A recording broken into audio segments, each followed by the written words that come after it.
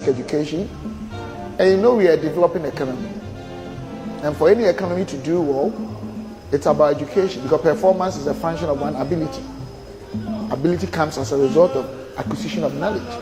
In fact, he introduced a lot of new paradigm shift, sanity into our system. Not that everything he did was right. I can't say he was perfect. But people know. Even now, some opposition members say a lot of good things about him. And that's why they were calling him Gentle Giant. He has been comporting himself so much well, even after his office. So I think I give him thumbs up. Despite his successes, Mr. Kufuor developed a reputation as the foreign presidency. His hands-on approach to foreign policy saw him log more foreign trips than any president before him. Experts are divided on the benefits of these trips. His cabinet reshuffling raised questions of an administration in trouble. Despite his missteps, he bolstered Ghana's reputation abroad and brokered relationships with other countries. It's why the Gentle Giant is number 3 on our list. Now, we're more than halfway through the list, and so far, every president is named John. My name is John as well. Who knows? Maybe this could be a sign. The next leader on our list pioneered African nationalism. His tactical leadership in liberating us from colonial rule inspired other countries on the continent. The year 1960 was dubbed the Year of Africa. 17 countries, yep, you heard that right, 17 countries followed in the footsteps of Ghana in gaining independence. In a historic celebration that was attended by U.S. civil rights icon Dr. Martin Luther King Jr. and then U.S. Vice President Richard Nixon, he made Ghana's newfound independence loud and firm. He's a man whose legacy extends beyond Africa. Hundreds of books and scholarly articles have been written about him. A Lenin Peace Prize recipient and a founding member of the Organization of African Union, now the African Union. Number 2 on our list is one of the greatest world leaders in history. Closing in at number 2 is one of the world's greatest leaders for the 20th century, Osagyefo Dr. Kwame Nkrumah. Hailed as the godfather of African nationalism, Ghana's first Prime Minister and first President had an extraordinary tenure on the national stage. By the late 1940s, the British Empire was waning. Britain's economy had collapsed and was in debt to the United States, which had expressed opposition to European colonialism. The formation of the new United Nations and its adoption of the Universal Declaration of Human Rights were all growing signs that kept weakening the prevalence of colonialism. The simultaneous occurrences of these events prompted the British openness to decolonization. Dr. Nkrumah formed the Convention People's Party in 1949 with a campaign slogan, "Self-Government Now."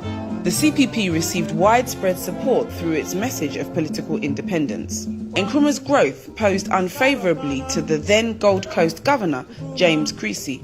With the backing of his British counterparts, Creasy outcasted him as a thoroughgoing communist. He was sentenced to prison for 3 years for his nonconformism. He grew increasingly popular while in prison and contested for the 1951 elections. On February 8, 1951, the CPP won 34 of 38 seats. The then Prime Minister-elect was freed from prison by British Governor Charles Arden Clark on February 9 and assumed leadership of government that same day. Over the next 6 years, Dr. Nkrumah and Governor Clark worked together in laying out strategies that led to Ghana's independence in 1957. In his own words, imperialism knows no law beyond its own interests. He understood that our advancement as a nation required independence from colonial rule, and in an unparalleled legacy, he more than proved that.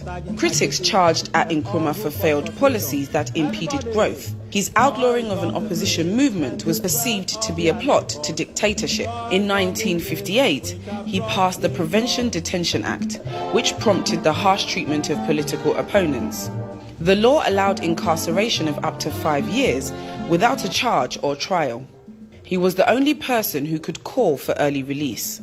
Despite a rocky ending in exile, his legacy as one of the world's greatest leaders remains untouched. After 65 years, his declaration still holds. Ghana is free forever indeed. At long last, Bible